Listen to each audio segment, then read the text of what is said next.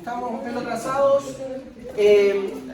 Vamos a terminar con, antes de entrar de lleno en funciones ejecutivas, con lo que habíamos mencionado la clase de la semana pasada, de la importancia de recordar que en nuestra circuitería, que nos permite entender cómo nuestro cerebro pasa de sueño a vigilia, y de vigilia a sueño, ¿no es cierto?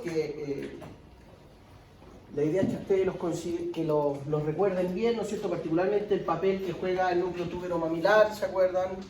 Cómo conecta esto con el ritmo circadiano, qué énfasis pueden ser importantes, más allá que tengan claro, ¿no es cierto?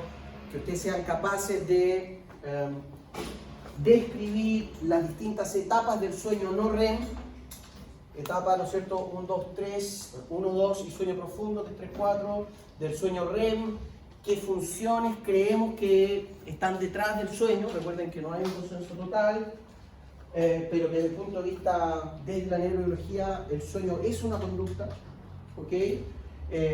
Y lo que vamos a ver ahora, ¿no es cierto?, que los mismos núcleos, recuerden, ¿no es cierto?, que el núcleo tubero-mamilar, el de la histamina, que es básicamente el interruptor que activa a los demás y que nos permite despertarnos, o cuando es inhibido, ¿se acuerdan?, por el núcleo BLPO, el preóptico ventrolateral, que es GABAérgico, entramos en la conducta del sueño. Ahora lo que quiero enfatizar es la lógica que el núcleo tubero-mamilar, este mismo núcleo, ¿no es cierto?, nos da distintos niveles de vigilia. Es decir, no, todos lo sabemos, no es lo mismo estar despierto cuando uno recién se despierta, o estar despierto y atento, como están algunos de ustedes, ¿no es cierto?, o atento y activo, que es cuando, probablemente como estoy yo, que estoy con la alerta mucho mayor. Y probablemente eso correlaciona con mayor actividad del núcleo tubero-mamilar, mayor descarga de histamina a nivel de córtex y reclutar locus ceruleus, la noradrenalina, que nos ayuda en el foco atencional, el RAFE, serotoninérgico, estas neuronas que también proyectan extensivamente a corteza, que ayudan también en los aspectos motivacionales. También está, ¿no es cierto?, el área tegmental ventral, que en este esquema particular no está. Los niveles de dopamina son esenciales para regular las funciones ejecutivas. Entonces, en general, cuando estamos hablando de conductas motivadas, cuando nosotros hablemos de conductas motivadas, básicamente nos estamos refiriendo a conducta orientada a una meta. Y lo que sabemos, ¿no es cierto?, y aquí pongo alerta entre comillas porque antiguamente uno hablaba de la alerta cognitiva, ¿ok?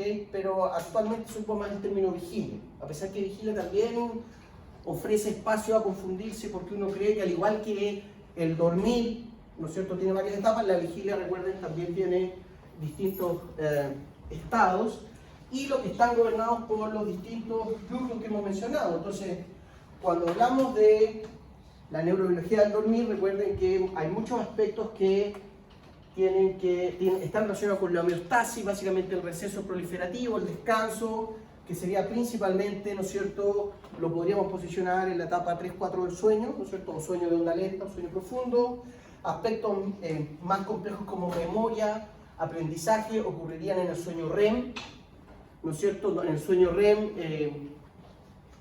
entonces consolidamos la memoria, y por lo tanto eso también nos dice algo que nos sugiere, algo que está detrás, ¿no es cierto?, de uno de los cambios de paradigma respecto a la neurobiología del dormir, que el estado del sueño es un estado activo de nuestro cerebro.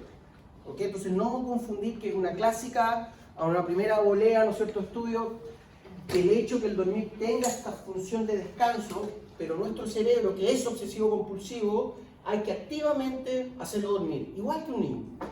¿Okay? El niño hay que agarrarlo, darle un palo, acostarle, pagarle todo para que se pueda quedar dormido. El cerebro no se duerme de manera espontánea.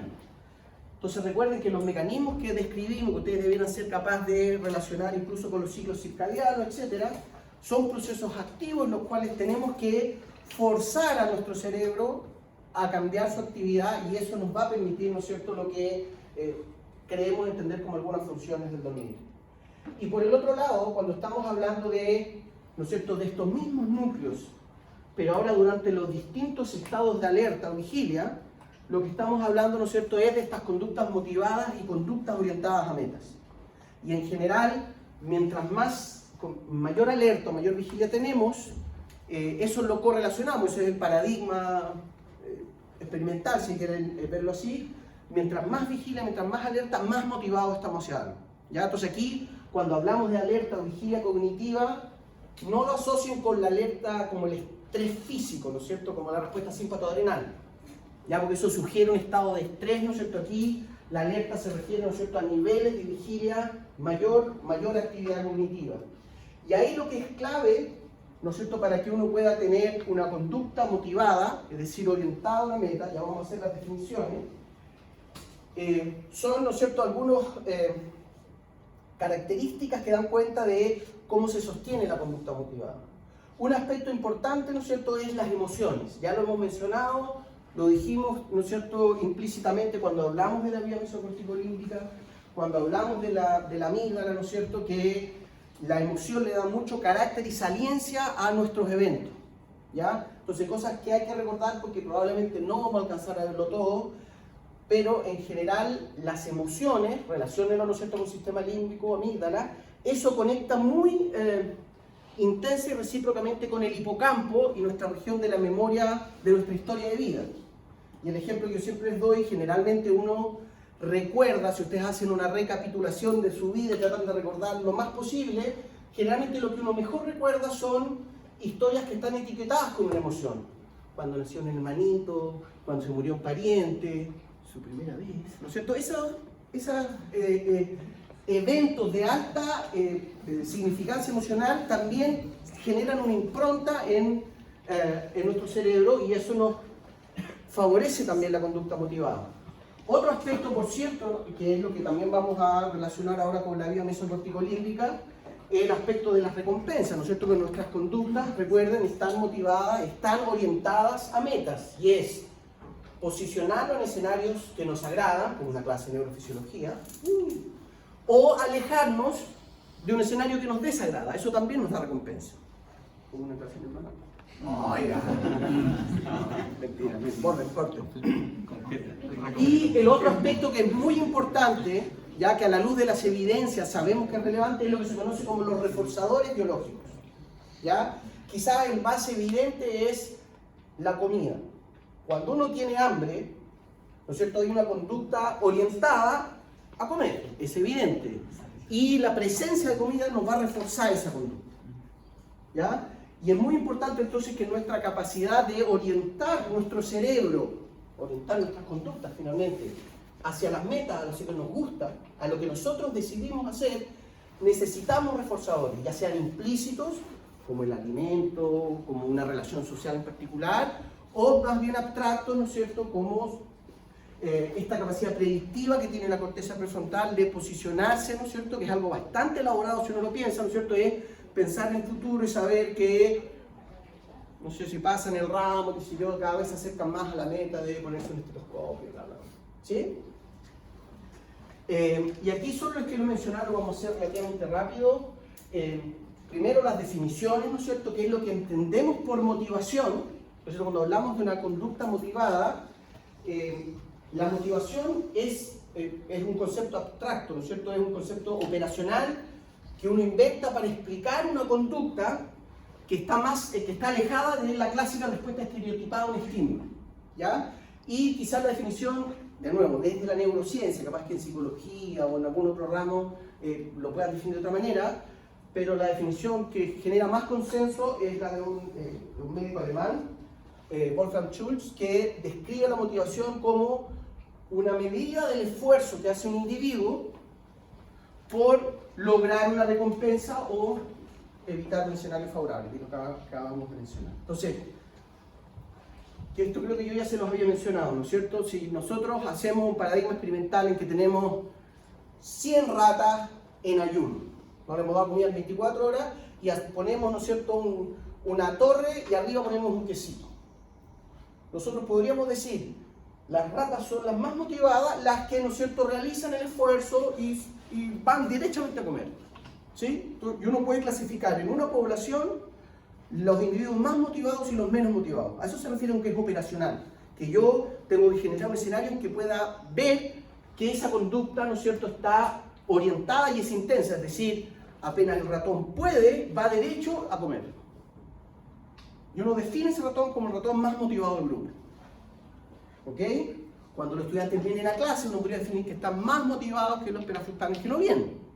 Es una conducta que uno ve que está orientada, está dirigida, están acá, etcétera, etcétera. ¿Ya? Y lo que es importante entonces, las conductas motivadas, ¿no es cierto?, es que las podemos, y de ahí descansa un poco esta, ¿no es cierto?, estas clásicas frases ya de titular, ¿no es cierto?, que nos definen nuestras acciones y no nuestros dichos. ¿No es cierto? Lo más complejo en las conductas motivadas, que lo que demuestra que una persona, que un individuo está motivado, es que ejecuta la conducta. Entonces yo digo, no, si quiero bajar de peso, voy a estudiar todos los días, voy a estudiar todos los días. Si no hago la dieta, si no estudio todos los días, no me puedo definir como una persona motivada. ¿Ok? Y sabemos que en las conductas motivadas, ciertamente la etapa limitante, por lejos, es el inicio de la conducta. Iniciar la dieta, ponerse a estudiar, esa es la etapa limitante. Y la mayor correlación que hay entre el ser capaz de iniciar una conducta es tener alto nivel de vigilia.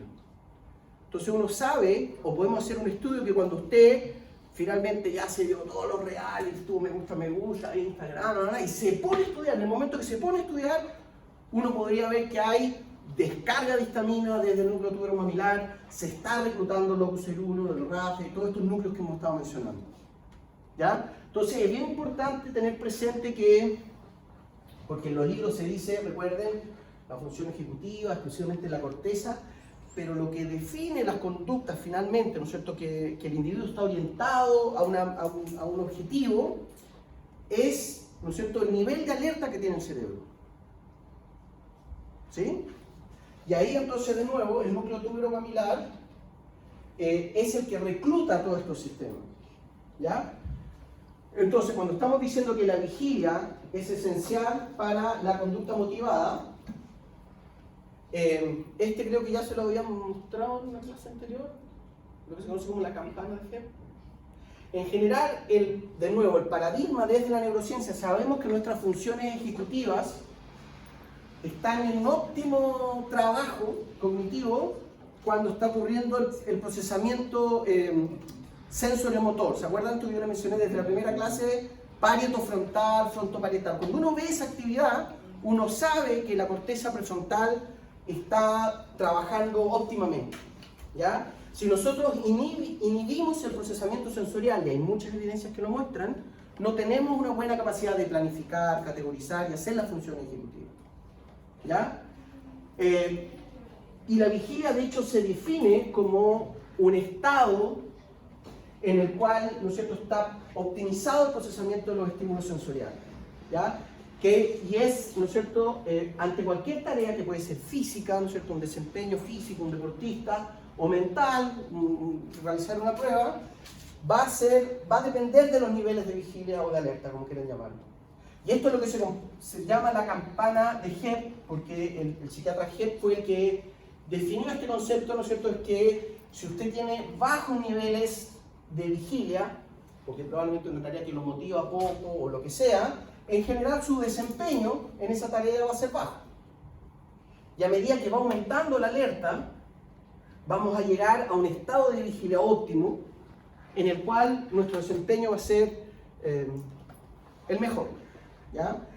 Pero si tenemos mucha vigilia, que también nos pasa, porque recuerden que nuestro cerebro predice, y por lo tanto si el cerebro está prediciendo un éxito o la saliencia de un evento, empieza a perder eficacia en esa tarea. ¿Qué es lo que nos ocurre con la ansiedad de la predicción? ¿Ok? O probablemente ustedes lo experimentan, que si ellos tienen que hacer no sé, una presentación en la feria de microbiología cuando están solos en la casa con el espejo, y les sale bien, y hacen chistes, les sale perfecto, y después cuando están con Covarrubia mirándola ahí con cara de bulldog, y ustedes empiezan, ¿no es cierto? Porque el escenario en que se genera, ¿no es cierto?, una mayor vigilia, una mayor alerta, te disminuye el desempeño.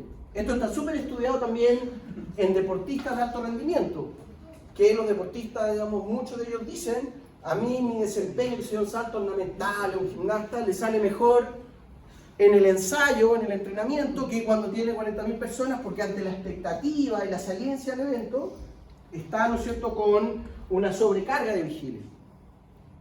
¿Sí? No entendía, porque esa sobrecarga de vigilia se explica solamente porque el cerebro empieza a predecir un acto o por así. O sea, lo que sabemos literalmente a ciencia cierta es que hay un nivel de noradrenalina, dopamina, histamina sobre el cual la capacidad cognitiva empieza a disminuir. ¿Ya? Eso es el hecho concreto, es decir, que los sistemas motivacionales que van a ser estos mismos circuitos que describimos en la neurología al dormir, si están con mucha actividad, el desempeño empieza a caer. ¿Ok? Y lo que sabemos por el reporte de los voluntarios que trabajan cuando se hacen estudios en humanos, que muchas veces eso es ante la expectativa, eso es lo que declara, es decir, ¿por qué le fue mal en el, qué sé yo, en su tarea física o cognitiva? Y es porque estaba ansioso, porque quería ser el mejor, menos competitivo, lo que sea. Entonces, ante ese escenario de alta expectativa, que lo interpretamos como la proyección del suceso, es donde, ¿no es cierto?, se genera la mayor descarga de estos neurotransmisores y nos aumenta la vigilia por sobre este nivel óptimo. ¿Ya? Apuntando siempre a lo que yo les digo que viene la misma lógica de la dosis hacia el veneno, ¿no? Un exceso, la vigilia está bien, pero un exceso de vigilia nos pone en una zona de ansiedad, de estrés, porque estamos demasiado despiertos, por decirlo así. ¿Ok? Y de nuevo, aquí el núcleo más relevante, al igual que es, ¿no es cierto?, el que cuando se despierta, me refiero a que empieza a descargar, ¿no es cierto?, nos despertamos cognitivo y corporalmente, cuando se silencia, deja de descargar, nos dormimos. También es el núcleo tuberomamilar el que correlaciona con nuestros niveles de vigilia y por lo tanto nuestros niveles de motivación y por lo tanto con el éxito que tenemos en orientar nuestras conductas. Ya, entonces aquí voy a ir resumiendo un poco, pero se han hecho estudios, aquí no se alcanza a ver, pero aquí está el núcleo tuberomamilar, proyecta extensivamente a toda la corteza, a la zona prefrontal, pero incluso este aspecto, los más caudales de parietal, proyecta arriba abajo, recluta todos los sistemas que hemos estado hablando, y cuando uno hace un registro de esas neuronas, cuando uno está durmiendo, estas neuronas están virtualmente silentes y empiezan a cargar justo antes que uno se despierte. ¿Ok? Y cuando, lo que yo les decía, aquí esta es la neurona, esto sería el electromiograma, el electroencefalograma, esto solo es para medir en qué etapa del sueño, de la vigilia está el voluntario. Apenas uno se despierta, la neurona descarga. Al revés, apenas esta neurona descarga, uno se despierta. Aquí falta quizás el panel, la persona dormida y la neurona no descarga. Cuando está con un despertar activo, descarga más, con un despertar con foco atencional, descarga aún más, etcétera, etcétera. ¿Ya? Muchos nootrópicos, estas drogas que se supone nos ayudan, como el modafinilo, el armodafinilo, muchas de ellas, no todas, aumentan los niveles de histamina. Aumentan los niveles de histamina, nos aumenta en general la alerta y la motivación. Pero claro, si usted se toma 25 pastillas en vez de una, capaz que se pase de rosca, ¿no es cierto?, y entra en la zona subóptima. ¿Ok? Y en general, lo que sabemos del núcleo tuberomamilar depende, de hecho, mucho, se han hecho estudios bien interesantes en animales, por ejemplo, animales cazadores, carnívoros versus herbívoros. En general, los animales que son predadores y no presa están mucho más frontalizados y tienen una mucha mayor actividad en el núcleo tuberomamilar. ¿Ok? Y en general sabemos que uno de los principales, las principales entradas hacia el núcleo tuberomamilar son las que están relacionadas con la motivación por alimentarse, que eso también es bien de perogrullo, pero, ¿no es cierto?, los animales que sobreviven a la selección natural, siendo bien darwinista, son los que se alimentan, que están nutridos, que tienen fuerza, etcétera, etcétera. ¿Okay? Por lo tanto, es esencial para cualquier tipo de animal que haya una motivación por alimentarse. ¿Ok? Y sabemos que también hay entradas muy importantes al núcleo tuberomamilar directamente desde el oscilador circadiano. ¿Se acuerdan que esto lo mencionamos la clase pasada, ¿no es cierto? que recluta al núcleo preóptico ventrolateral, etcétera, etcétera. Y eso de paso también, aquí estoy resumiendo una gran cantidad de evidencia, pero esto muestra mucho, ¿no es cierto?, la relación que hay entre tener un dormir de buena calidad y que nuestros sistemas motivacionales, cuando estamos despiertos, nos tienen precisamente con el cerebro más motivado y orientado a lo que nos motiva. ¿Ok? Y por otro lado, sabemos que en general, tanto el sistema límbico, como la corteza infralímbica, aparte de la corteza prefrontal medial, proyectan masivamente a través de grupos aminérgicos a el núcleo tuberomamilar. Y en general esto, asócialo con el aspecto más subjetivo de la vía mesocorticolímbica, de las emociones, etc. ¿Ya? Entonces, en general lo que sabemos que, por ejemplo, el núcleo tuberomamilar conecta recíprocamente con amígdala, y en general las emociones lo que hacen es aumentarnos el alerta, ya sean emociones negativas como la tristeza, la rabia, o positivas como la alegría, pero todas ellas nos parten, ¿no es cierto?, recuerden, de la saliencia que tiene la emoción es la respuesta corporal, pero también que nos aumenta la vigilia, ¿no es cierto? En general, cuando estamos con la emoción elevada, estamos con, ¿no es cierto?, el cerebro bien efervescente, ¿ok? Y desde el núcleo tuberomamilar, las proyecciones más importantes que hay son, a lo que vamos a empezar a hablar ahora, la corteza prefrontal. Por un lado, a la orbitofrontal, que es, recuerden, la corteza de la vía mesocorticolímbica, ¿sí? También a la dorsolateral, que es la más compleja, y también proyecta la corteza insular anterior. Esto está muy relacionado, estas son la correlación anatómica que uno hace a el hecho que nosotros nos orientamos a lo que nos gusta, ¿no es cierto? Que este sistema que nos aumenta la vigilia y que favorece que tengamos conducta orientada, está conectada, ¿recuerdan? ¿Se acuerdan de la corteza insular anterior, ¿no es cierto? Este aspecto muy subjetivo de nuestra autoconciencia y de los aspectos de las cortezas prefrontales donde descansa básicamente nuestra personalidad. ¿Ok? Y como les decía, también hay proyecciones subcorticales a todo lo que es el sistema ascendente activante, que son estos núcleos que ya hemos mencionado, a la vía mesocorticolímbica, y como les digo, es recíproca con la amígdala, ¿ya? Esta actividad recíproca con la amígdala del núcleo tuberomamilar, que se las mencioné también en la clase de la semana pasada, hace que tengan, ¿no es cierto?, un círculo que a veces es vicioso o virtuoso, ¿no es cierto? Entonces, por ejemplo, de nuevo, cuando uno está con una emoción muy fuerte, eso estimula el núcleo tuberomamilar y nos cuesta mucho más quedarnos dormidos. ¿Ok? Pero por otro lado, cuando el núcleo tuberomamilar está activo, nos aumenta la vigilia, eso también activa la amígdala y eso hace que esas conductas motivadas estén conectadas con una emoción y por lo tanto las va reforzando y las va reforzando y las va reforzando. ¿Sí? Y dentro de los núcleos, recuerden que TME nos recluta, les voy a mencionar creo que 3 nomás. Uno que es muy importante, recuerden, el locus ceruleus, ¿sí? El lugar morado. Este es el principal núcleo que ocupa la noradrenalina del sistema nervioso central, y aquí hay 2 vías importantes.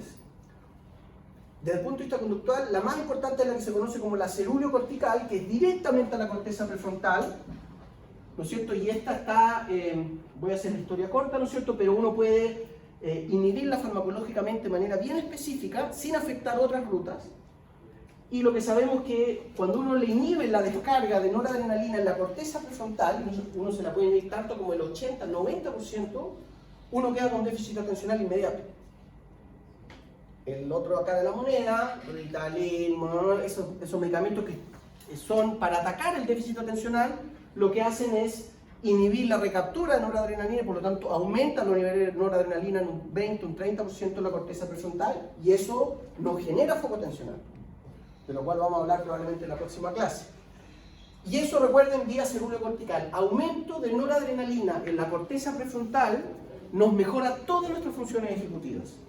Principalmente foco atencional, la capacidad de mantenerse orientado a un objetivo sin que nada nos distraiga. Pero todas las funciones ejecutivas, que las vamos a empezar a mencionar ahora, mejoran con la noradrenalina. ¿Ya? Por tanto, esta es una vía muy importante. Y el problema es que estos núcleos, ¿no es cierto?, al ser subcorticales, no tienen un gobierno consciente, lo que hemos mencionado varias veces antes. Entonces, yo no puedo elegir que me guste esto y motivarme por esto y concentrarme en esto. Uno no lo puede hacer. Pero la manera de mejorar la actividad de estos núcleos es dormir bien, el ejercicio. Entonces, los típicos consejos de abuela que se dan siempre están demostrados que sí mejora la actividad de estos núcleos. Y la otra vía que es importante, concerniente al locus cerúleo, que recuerden, lo recluta el núcleo tuberomamilar, es lo que se conoce como la vía cerúleo-hipotalámica, que provoca inmediatamente una conexión entre el estado de vigilia del cerebro y los niveles de cortisol, por ejemplo.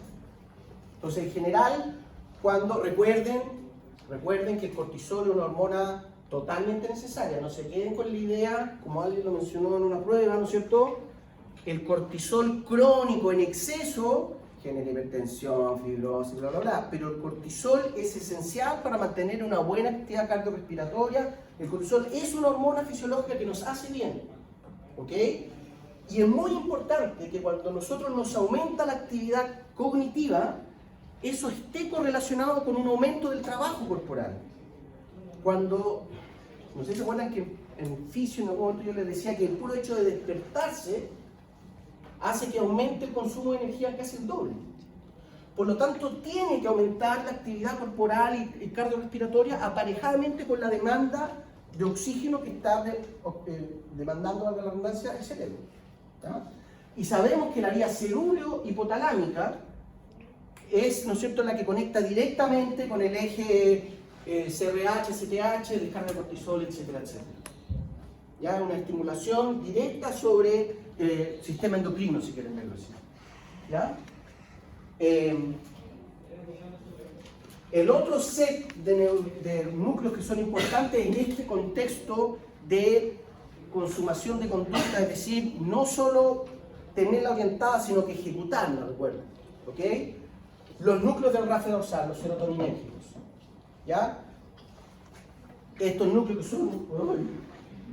estos núcleos, ¿no es cierto?, que son varios, al igual que los núcleos del locus cerúleo, ¿no es cierto?, proyectan extensivamente a toda la corteza, la neocorteza, y proyectan también a los otros núcleos. En particular, serotonina está muy relacionada con el circuito motor, ya sea a nivel de cerebelo, de núcleos basales, de las cortezas motoras, ¿no es cierto?, y es conectar de nuevo esta intención, esta motivación por una conducta, tiene que correlacionar con mover el cuerpo, ¿no es cierto? El cuerpo tiene que activarse cuando yo digo cognitivamente quiero ir a clases, ¿no es cierto? Eso tiene que correlacionar con que el cuerpo, ¿no es cierto?, implementa el plan y se echa a andar, ¿no es cierto?, la maquinaria vegetativa, corporal propiamente tal. Y ahí la serotonina juega un papel muy importante, ¿ya? Eso se ha demostrado, por ejemplo, en algunos casos de cataplexia. No se conoce la cataplexia o la narcolepsia, que son patologías en las cuales la gente se le desconecta. Recuerden lo que mencionaba en la clase del dormir. Uno se despierta cognitivamente y corporalmente. ¿Ya? En algunos casos de narcolepsia eso se desconecta.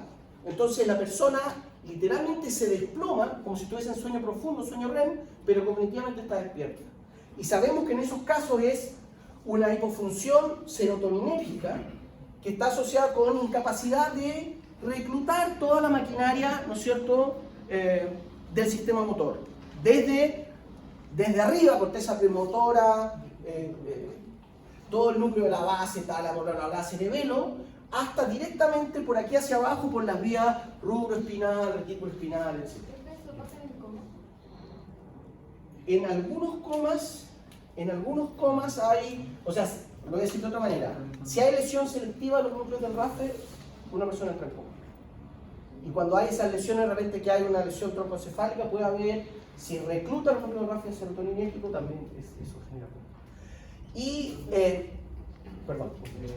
tengo una duda, el hecho de que si hay menor actividad en los núcleos del RAFE, hay menos serotonina en los casos de depresión, ¿eso genera la apatía, la falta de ganas? Sí, era justo lo que iba a decir ahora. Lo que yo estoy simplificando un poco porque son vías con relativa independencia. Es decir, se da lo más habitual es que en el componente hedónico de la toma de decisiones, que es un poco lo que estamos hablando ahora, que es ese componente de la serotonina, ¿no es cierto?, el placer, que va muy de la mano con la dopamina y la vía mesolímbica.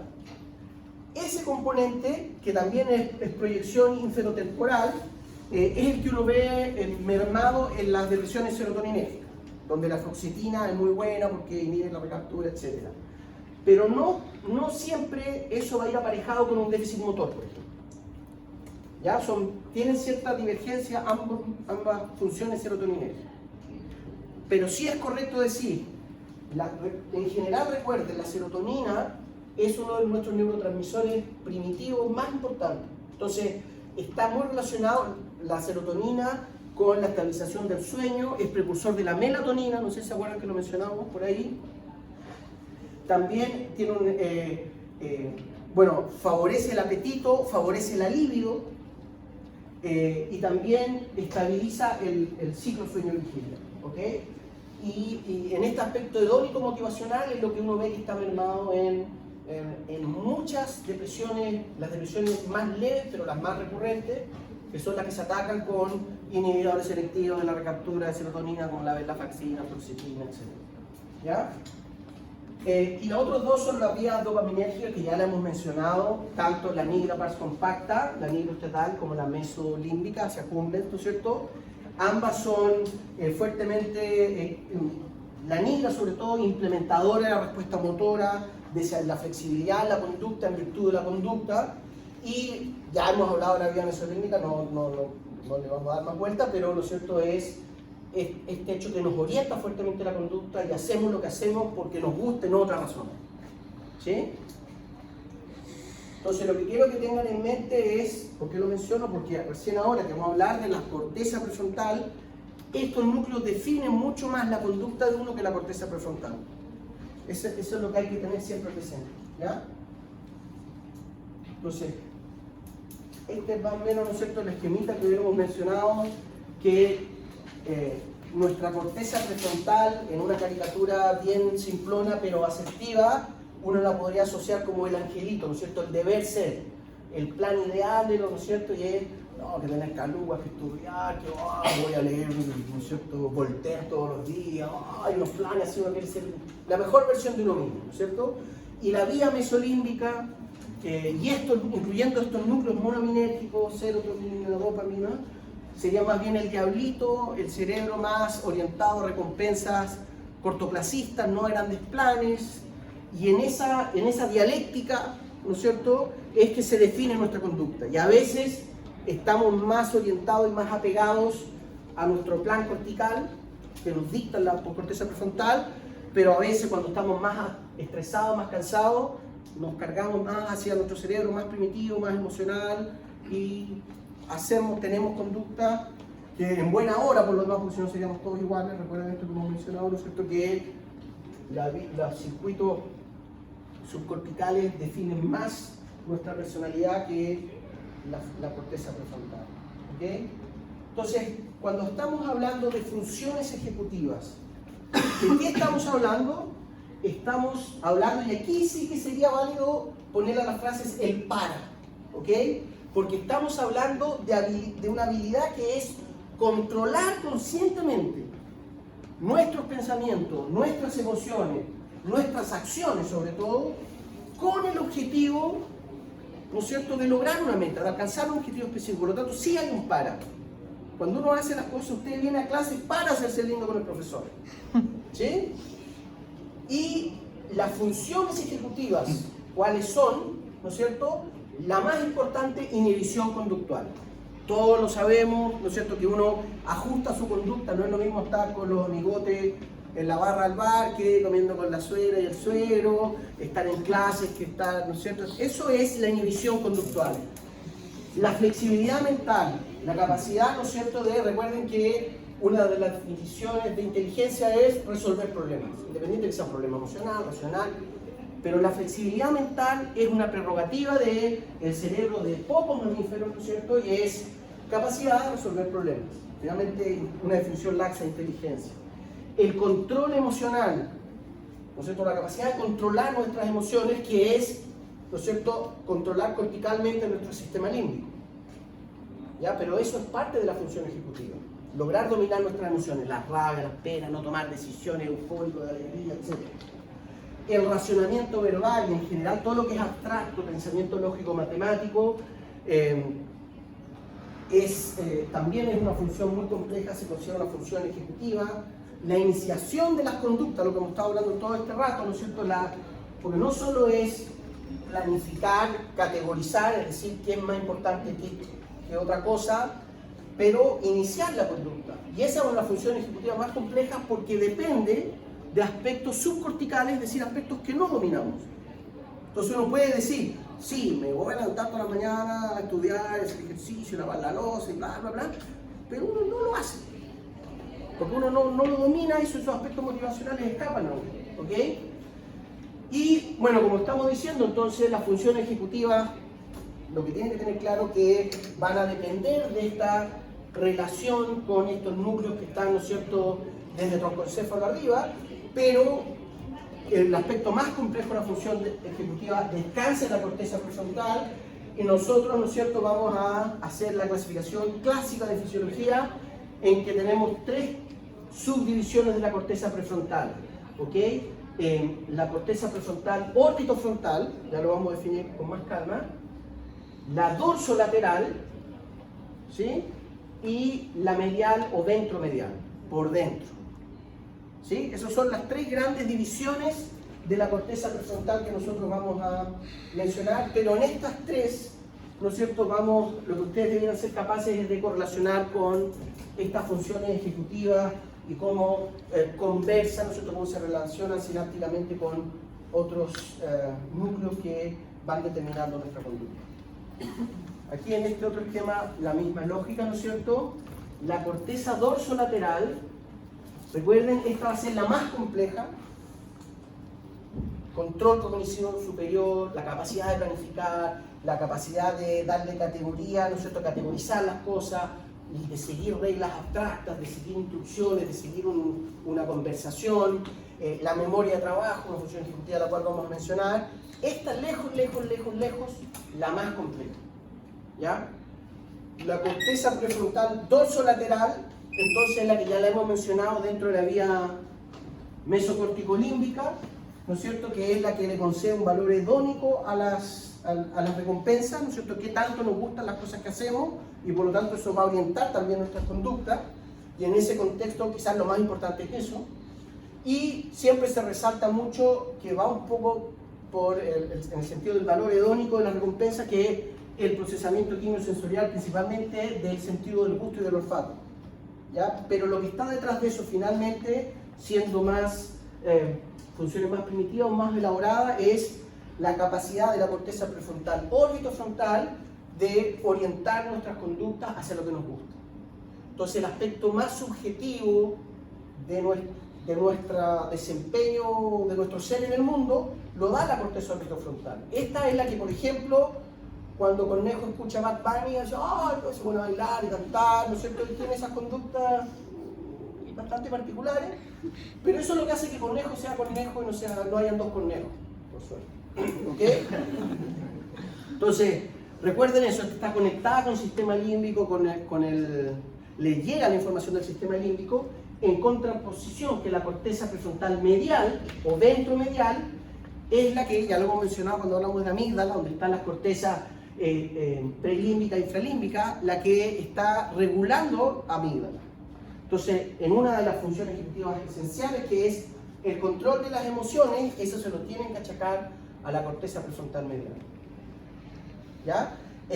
Y lo que está, 2 aspectos que son importantes de la corteza prefrontal medial es, por un lado, que sabemos, esto no está muy bien descrito, hay en general, todo esto de las funciones ejecutivas es más bien correlación que causal, porque estamos hablando de funciones realmente muy complejas que son difíciles de estudiar, pero se sabe que las habilidades sociales ¿no es cierto?, de tener cierto grado de empatía y de ajustarse dentro de, qué sé yo, las jerarquías sociales, bla, bla, bla, descansa mucho el control de emociones.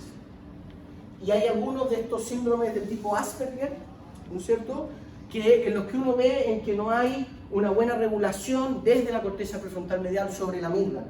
Entonces, al no poder sintonizar a cada uno de los individuos con que yo me relaciono con una emoción especial o particular de ese individuo, hace que uno pierda habilidades sociales. Entonces se le achaca también mucho a la corteza prefrontal medial nuestro éxito como individuos dentro de nuestros grupos. ¿Ya?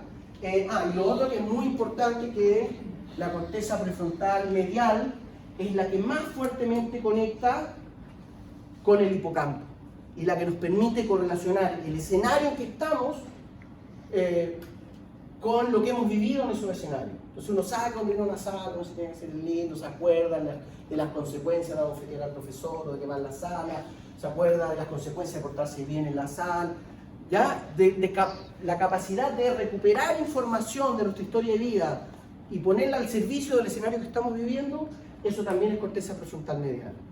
Que va muy de la mano, eso es un círculo, entonces, corteza prefrontal córtex, la dorsolateral, la orbitofrontal,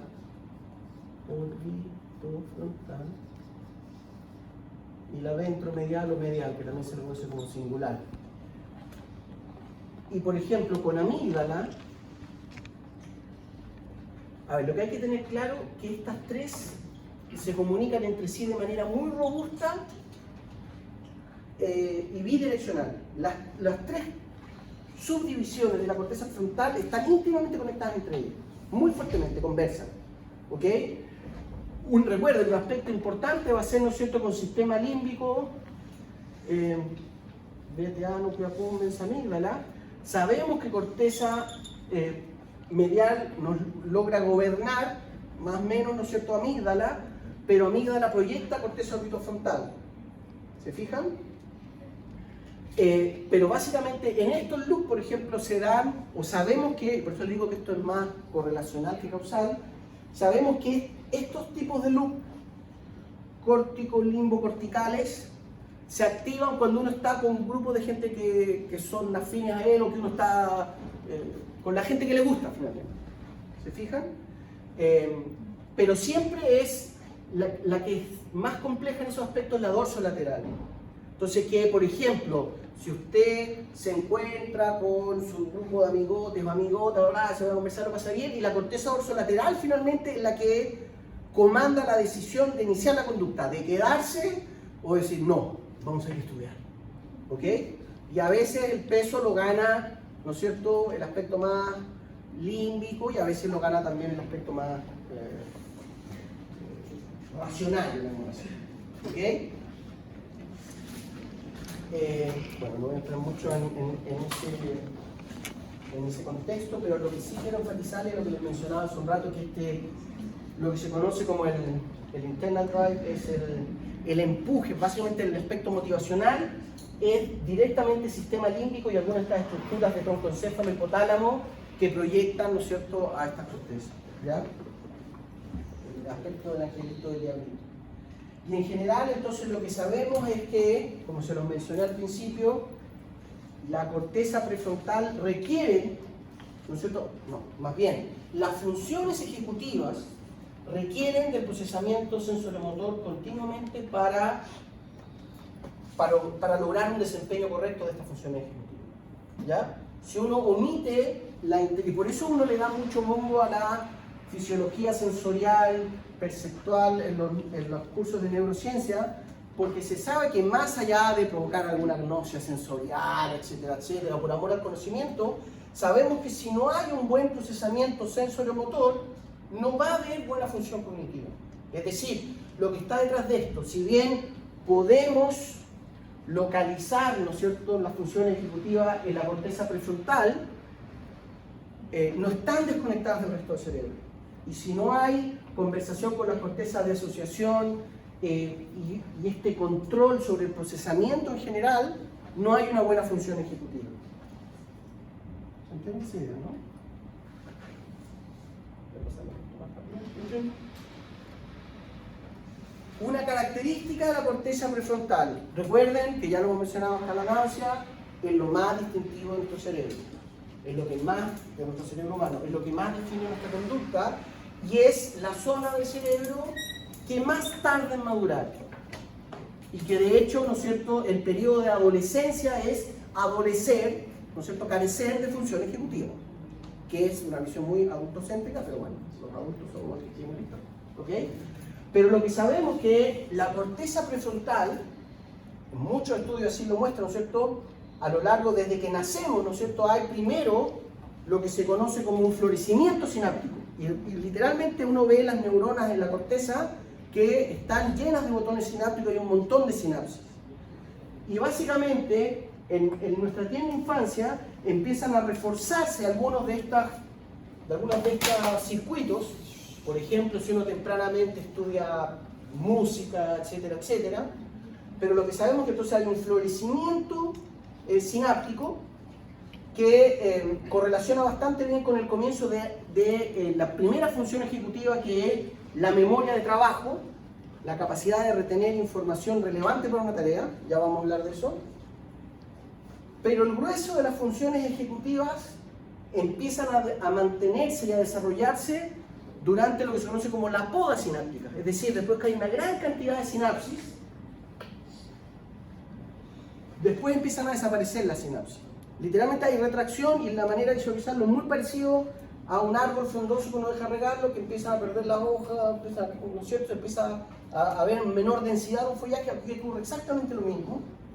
Y más o menos entre los 10 y hasta los 20, 25 años que están en la quemada, ¿no es cierto?, terminan de consolidarse las funciones ejecutivas. ¿Ya? Y de nuevo ahí está, ¿no es cierto?, la lógica que, por supuesto, hay una gran variabilidad, pero en general a un chico o chica de 15 años uno no le puede decir planifica y categoriza, porque no tiene la habilidad cognitiva para hacerlo. Lo puede hacer, por cierto, pero le cuesta mucho más que una persona adulta. ¿Ok? Y las funciones, que maduren las funciones ejecutivas va a depender muchísimo de estas proyecciones troncoencefálicas, tuberomamilares, etcétera, etcétera. ¿Ok? En general, ¿qué es lo que sabemos del nacimiento de las funciones ejecutivas? Que en el momento perinatal y sobre todo en neonato, donde es más fácil, ¿no es cierto?, la corteza prefrontal, estas tres regiones conectan muy fuertemente con toda la región parieto-occipital, es decir, todas estas vías, por ejemplo, las vías visuales, etcétera, etcétera, y de a poco eso se va perdiendo. Pero en un principio, cuando nacen nuestras funciones ejecutivas, hay un reforzamiento de los aspectos, nosotros que somos animales visuales, ¿no es cierto?, de memoria asociativa pavloviana con las claves visuales, y poder relacionar, qué sé yo, las personas con el rol que juegan, ¿no es cierto?, reconocer a tus familiares, a tus conocidos, etcétera, etcétera. ¿Ya? Y lo otro que va también surgiendo rápidamente en esa discriminación visual es la capacidad de reconocer caras, ¿no es cierto? Es relevante reconocer a la gente, reconocer las expresiones de esas caras, es relevante reconocer si la vieja está contenta o no, o el viejo o el vieje, y también en una segunda etapa, en promedio más cercana a los 5 años, ¿no es cierto?, empieza a haber una mayor consolidación de los circuitos hipocampales con la corteza prefrontal medial, que, ¿no es cierto?, apuntan a lo que es la memoria declarativa, a las claves espaciales y últimamente al aprendizaje. Ya no es antojadizo que la instrucción básica empiece entre los 6, 8 años, ¿no es cierto?, porque es un momento en que ya hay una capacidad real de que el individuo, de que ese infante, ¿no es cierto?, ese o ese infante logre finalmente, ¿no es cierto?, consolidar memoria. ¿Ya? Pero es un aspecto muy importante porque en psiquiatría, sobre todo en psiquiatría de adolescencia, un aspecto que es importante de poder objetivar es el grado de maduración de la corteza prefrontal. ¿Okay? Ahora, lo otro que les iba a mencionar, ¿no es cierto? En la organización de la corteza, con corteza hablaron con Pérez en capa 6, sí, o yo lo hablé, parece, ¿no? Recuerden aquí entonces que ¿no es cierto? Recuerden que la neocorteza tiene 6 capas, ¿no es cierto?, de hexalaminar. En la corteza prefrontal, que conversa mucho con otras áreas corticales, o sea, ya sea entre las subdivisiones o con cortezas de asociación, etc., las capas más relevantes van a ser la 2 y la 3, porque son estas las que conectan con las cortezas ipsilaterales o contralaterales, ¿ya? Y en general uno dice que en la corteza prefrontal el flujo de información es 2, 3 y sale por 5. ¿Ok? Que la corteza 5, perdón, la capa 5, donde están estas neuronas piramidales grandes, van a proyectar hacia el estriado, hacia la amígdala, etcétera, etcétera. ¿Ya? Pero sabemos que las proyecciones desde la corteza van a llegar masivamente a capa 2, 3, a una característica de la corteza prefrontal, madura. ¿Ok? ¿Se acuerdan que decíamos que en una corteza sensorial primaria la capa 4 está sobre representada? ¿Se acuerdan de eso, no? Que es la información que llega de tálamo, los tálamos sensoriales. En la corteza motora primaria, la capa 5 está sobre representada. No sé, porque la corteza motora es claramente ejecutora. En la corteza prefrontal, capas 2, 3 y toda esta reciprocidad de conexión cortical ipsicontralateral es lejos lo más abundante. Aún así, si bien no hay más neuronas que en la motora primaria, cada neurona piramidal de la capa 5 de la corteza prefrontal tiene una muchísima mayor densidad de botones de sinapsis que cualquier otra corteza. ¿Sí? Entonces uno no la ve más grande porque no hay más neuronas, pero cada neurona hace mucho más sinapsis, está mucho más interconectado. ¿Ok? Y lo otro que es relevante es que en estas capas, ¿no es cierto?, están entrando, como hemos mencionado, las proyecciones dopaminérgicas desde área tegmental ventral, las desde el locus cerúleo, las noradrenérgicas, las serotoninérgicas, aquí no están ni mencionadas, las capas, las neuronas histaminérgicas también, ¿no es cierto?, el tubo modular proyectan masivamente aquí donde debe decir, desde neuronas monoaminérgicas son serotonina, noradrenalina, dopamina, que proyectan y eso son las que optimizan las funciones ejecutivas. ¿Ya? ¿Sí? También yo se lo acabo de mencionar, pero es esta idea entonces que esta función ejecutiva, todo lo que estamos mencionando, depende fuertemente de las entradas desde el locus ceruleus, desde el área tegmental ventral, desde los núcleos del RAF, etcétera, pero no quiero divagar más en eso. Lo otro que les quería mencionar es, recuerden esto que he mencionado, el papel que juegan los glucocorticoides y el estrés en general. En la práctica, los glucocorticoides, les puse los titulares, porque si no voy a mostrar hasta mañana, básicamente anestesian la corteza prefrontal. Entonces, así como por un lado los aspectos motivacionales y estos neurotransmisores como la noradrenalina nos aumentan nuestras capacidades funcionales y por eso los fármacos como el modafinilo o el metilfenidato apuntan a mecanismos que aumentan los niveles de monoaminas. Los glucocorticoides, el cortisol, la cortisona, cualquier glucocorticoide, literalmente inhibe la corteza prefrontal. Y de hecho no solo inhibe la corteza prefrontal, sino que genera hipotrofia, ¿se dice? Atrofia, eso. A nivel del hipocampo, genera hipertrofia de la amígdala, entonces hace que no solo la función ejecutiva, la capacidad de regular las emociones esté mermada porque no logramos inhibirla, sino que además hay, por ahí está hipertrofia de la amígdala, es decir, aumenta el número de neuronas y la actividad amigdalina, por lo tanto uno tiene unas respuestas emocionales mucho más dramáticas, por decirlo así, ¿no? Entonces uno cuando está estresado, lo que hemos mencionado antes, uno puede tener momentos de euforia o momentos de rabia, etcétera, etcétera, ¿ya?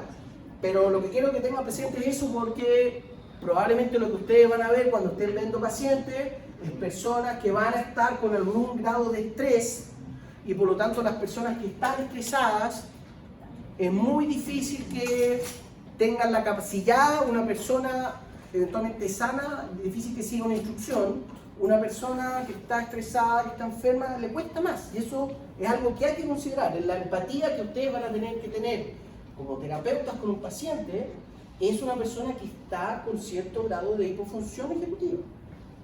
¿Ok?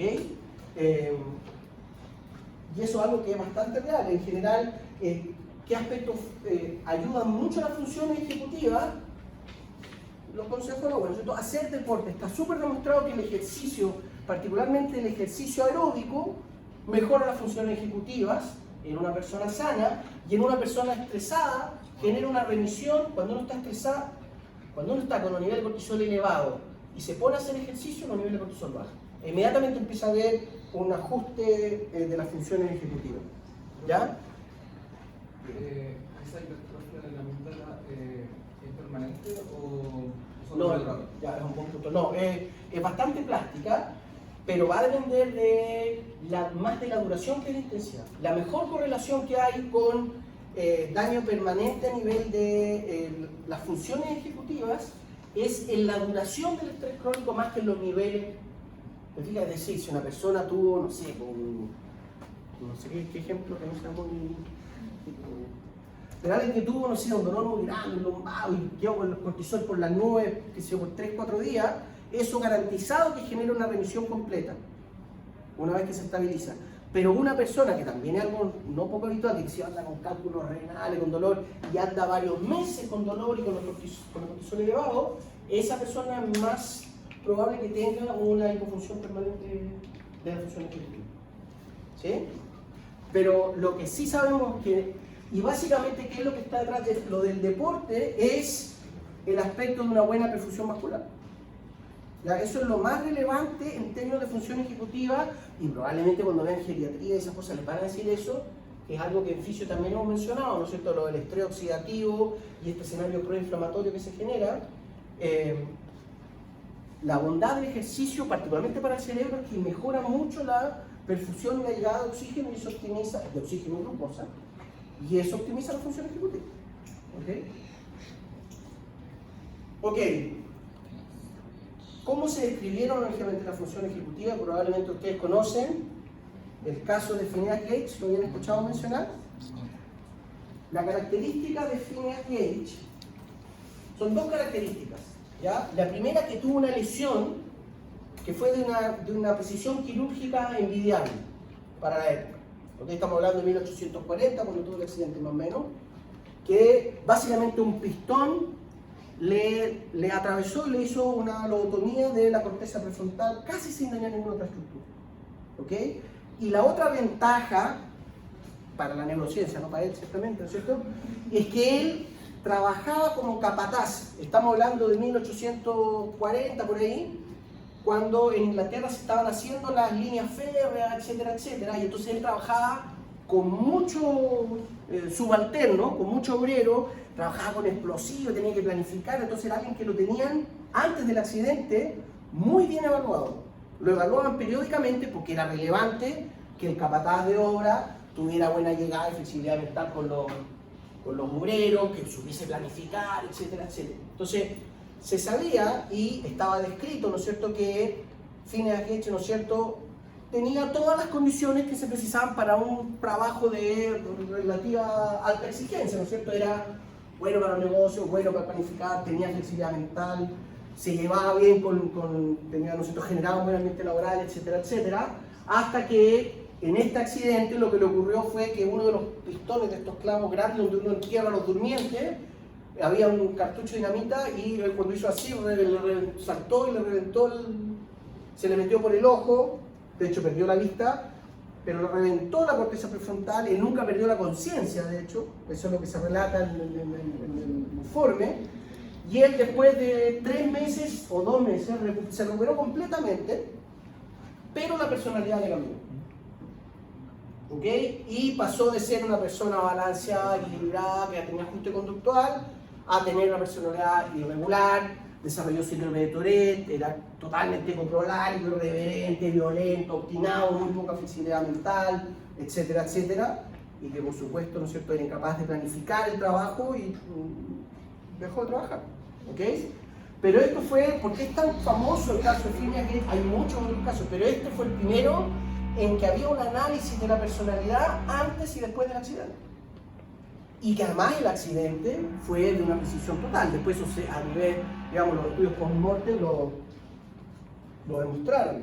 ¿Ya? Aquí es donde, cuando yo hago esta clase en Valparaíso, les hago el chiste a los chicos de Valpo, porque el único lugar donde después lo contrataron fue en Valparaíso, porque claro, en Valparaíso, como todos son optimados, reverentes, hablan a los gritos, pasó piola. Pero él, Finia, se vino a trabajar a Chile en el tren de Valparaíso San Antonio.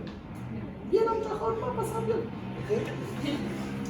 Ahí los porteños no les gusta mucho zapatos, ¿ok? Claro. Pero lo que, en el fondo, ¿qué es lo que está detrás de esto? ¿No es cierto? Que mostró que efectivamente en esta región de la corteza prefrontal estaría el sustrato en que finalmente descansa nuestra personalidad. Todos estos atributos, estas funciones ejecutivas que estamos mencionando, que incluye habilidad social, ajuste del lenguaje, etc., desaparecen completamente. ¿Ok? Y cuando hay, ahora sabemos, cuando uno provoca lesiones frontales, se genera lo que se conoce, no sé si clínicamente es el nombre correcto, pero a nivel de investigación es un síndrome disejecutivo en que ocurre esa desinhibición conductual. Y uno habla palabrota, de hacer lo que quiere, bla, bla. Se fijan, no existe esta capacidad de ajustar tu conducta al escenario en que estás. ¿Ok? Entonces, quizás el concepto más importante en función ejecutiva es inhibición conductual. ¿Okay? La inhibición conductual es el aspecto clave en la función ejecutiva. ¿Okay? Evaluación de la función frontal. Ya, Romero. No, Cornejo. Echemos Cornejo Pérez. Alguien, cualquiera, Cornejo. Mencione lo más rápido posible el color de las letras. ¿Sí?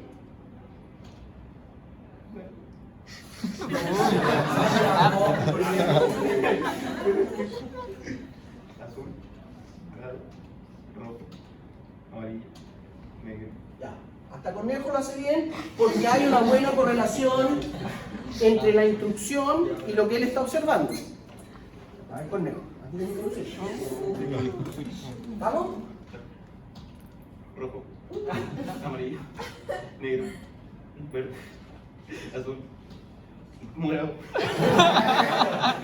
Pero ven que ahí, en ese ejercicio, cuando se hace este estudio de manera más seria, con animales de presentación de verdad, uno tiene que medir el tiempo que se demora, porque en ese retardo que hay, ¿no es cierto? Porque no es que uno se equivoque, pero hay un retardo porque hay una contradicción. Esa es la inhibición conductual. Entonces yo veo, la instrucción es el color de la letra, pero yo veo que dice azul. Entonces son dos, ¿no es cierto?, reglas que se contradicen y yo tengo que inhibir una para cumplir con la regla.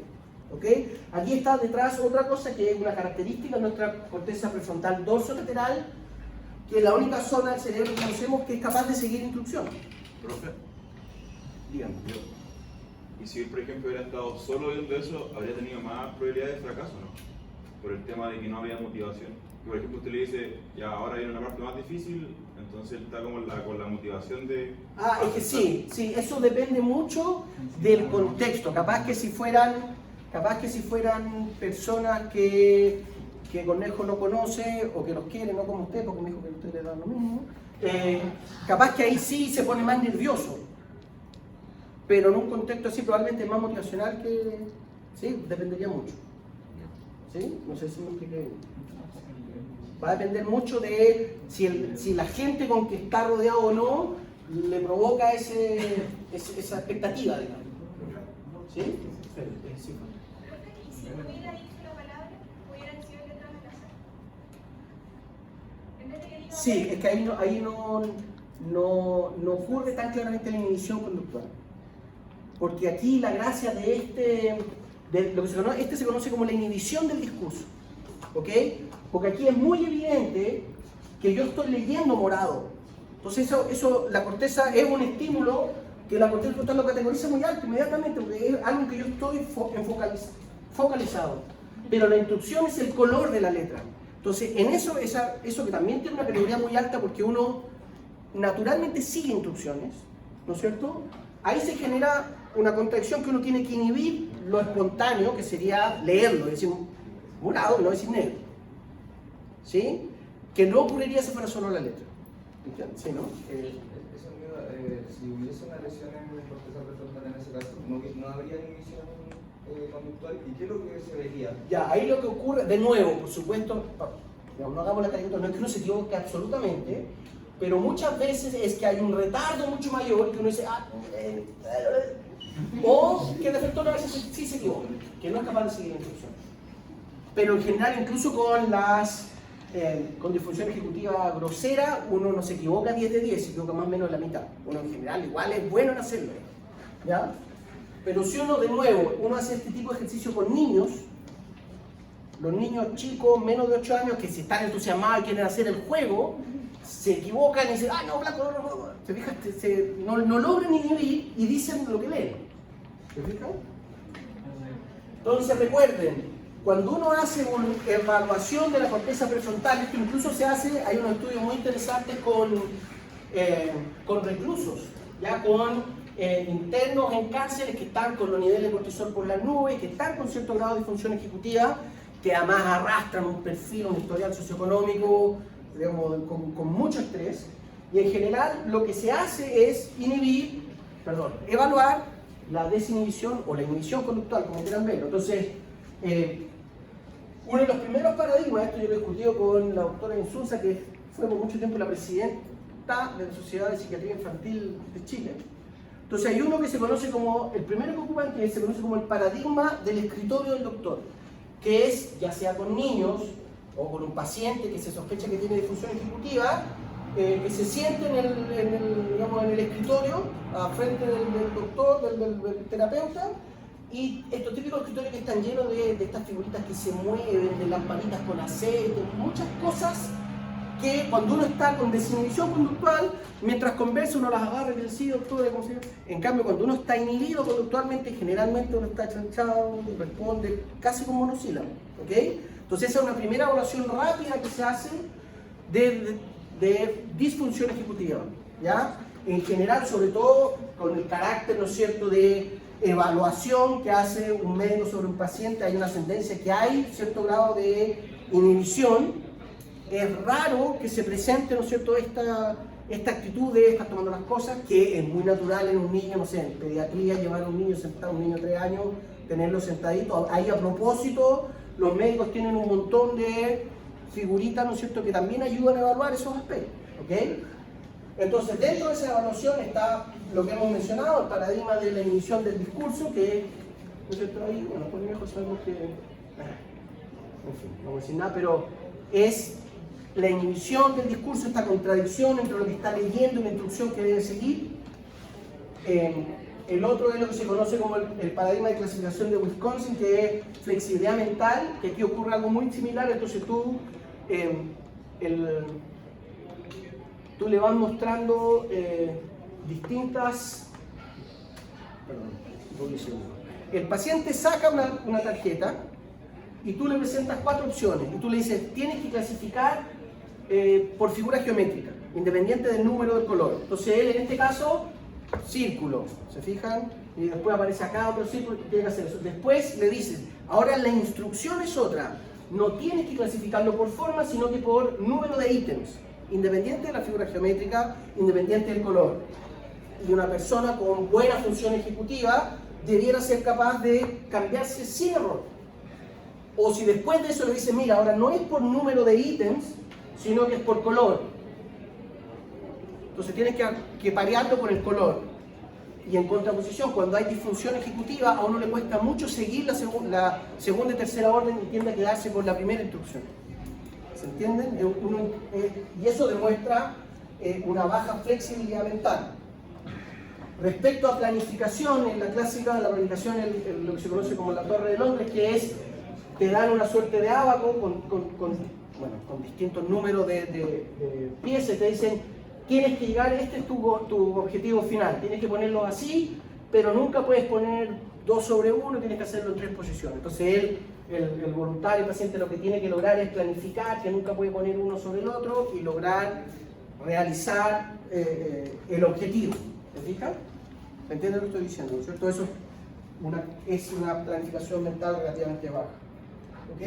Y el otro es un paradigma de apuestas que, en el fondo, la capacidad de, en general, lo que uno tiende a hacer es,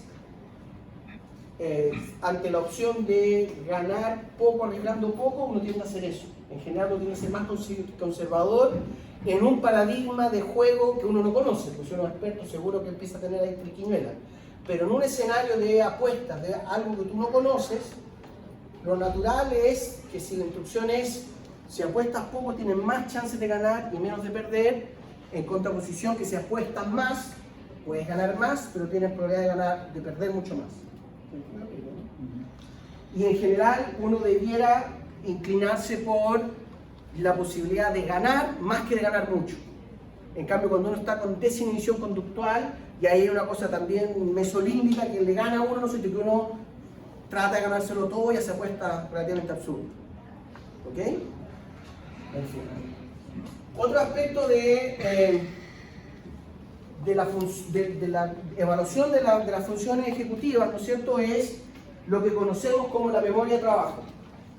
Alguien al azar, conejo. Memoriza, 5 segundos. ¿Ya?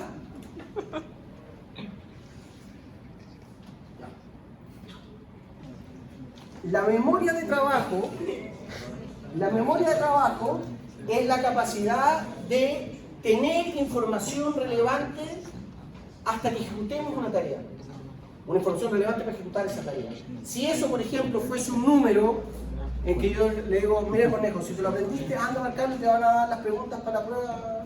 No, si lo hubiera hecho antes, probablemente eso hubiera tenido mucha relevancia y hubiera mejorado la memoria de trabajo. ¿Ok? O lo típico, si te dicen, oye, esa que te van en tu casa, que si me quiere llegar a la Susana, León tiene que llamar porque parece un accidente en su casa, bla, bla, bla, le encontró el destilador, etcétera, etcétera. Llama este número.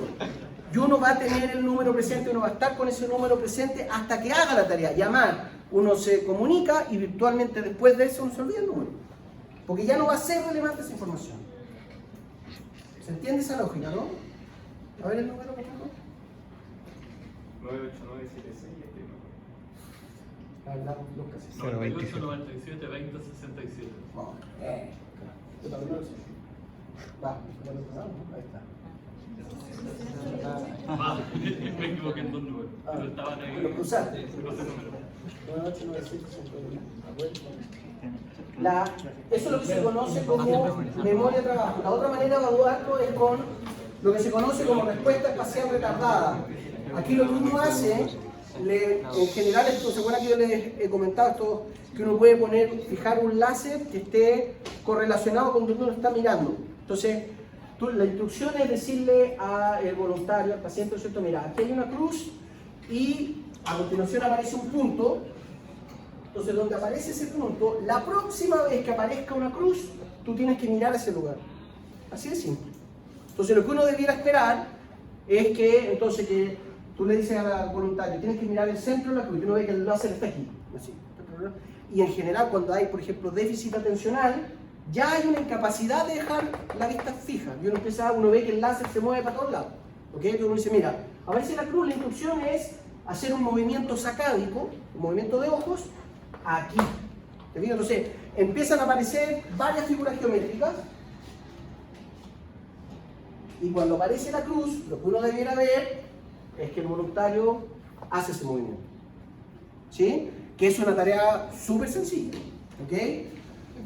Pero eso, lo que está detrás ahí es memoria de trabajo, porque uno tiene que recordar que con esta clave, una cruz, no un triángulo, no un círculo, tiene que hacer una tarea, que es súper simple. Mover la mirada y apuntar aquí.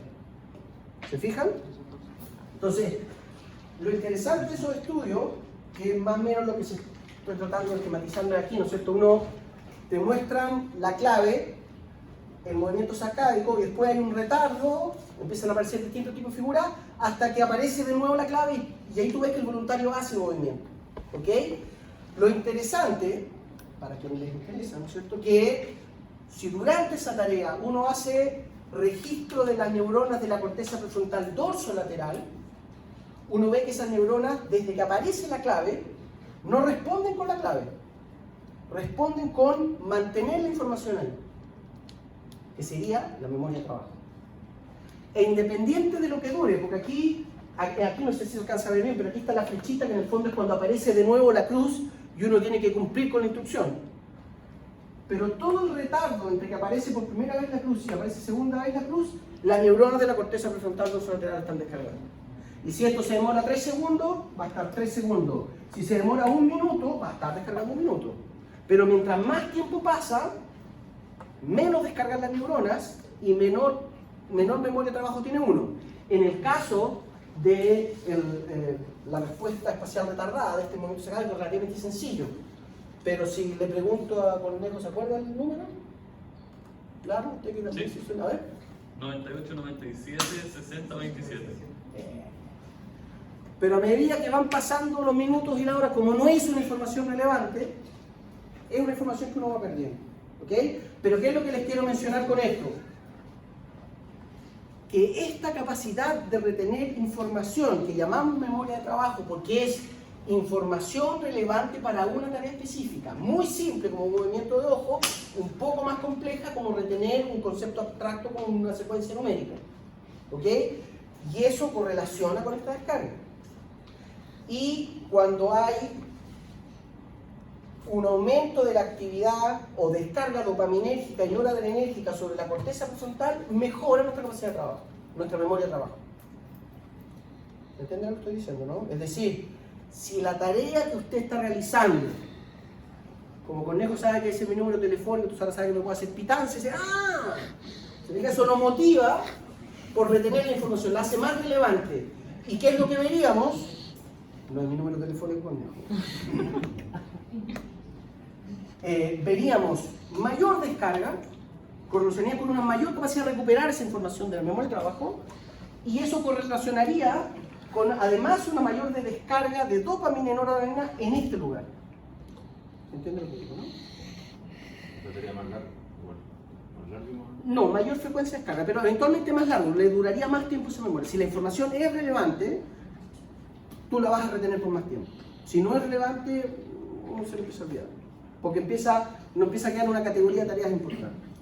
Profe, para que sea permanente, cuando quiera memoria la clase, Es que eso ya es, porque esto es una prerrogativa de la corteza dorsolateral, prefrontal dorsolateral, no es considerada formalmente memoria a largo plazo, que ya es más bien comunicación entre hipocampo y corteza prefrontal medial. ¿Se acuerdan que aquí yo les dije que me faltó ponerlo, por supuesto? Hipocampo, que comunica con la amígdala y comunica con corteza prefrontal medial. Eso es otro tipo de corteza, pero claro, si finalmente es una información que tú la vas a considerar relevante, va a pasar de ser memoria de trabajo, capaz que la ocupes para una tarea, como sea llamar, por ejemplo, y la vas a dejar en una impronta y eso va a pasar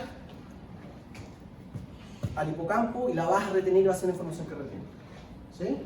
Perfecto. Si el paciente en ese caso tiene inhibida la recaptura de la noradrenalina, ¿es más fácil que retenga? Totalmente, totalmente. Lo que hace el modafinilo, que les aumenta la noradrenalina, la corteza prefrontal, la vía celular cortical, aumenta la memoria de trabajo. Aumenta la memoria de trabajo. ¿Ok? Entonces, efectivamente, por eso se dice que es un nootrópico, es decir, que te aumenta la función ejecutiva. Pero eso solo ocurre cuando, hasta que lo tenemos, hasta las bueno, la próxima semana.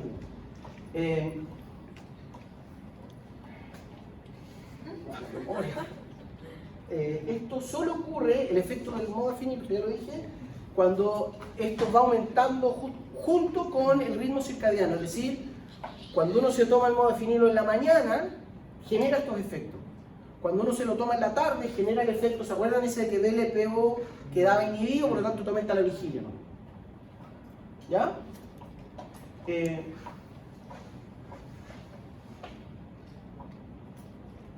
Bueno, dejémoslo hasta aquí. ¿Sí, no? Sí, 20. Sí, 20. Ya va.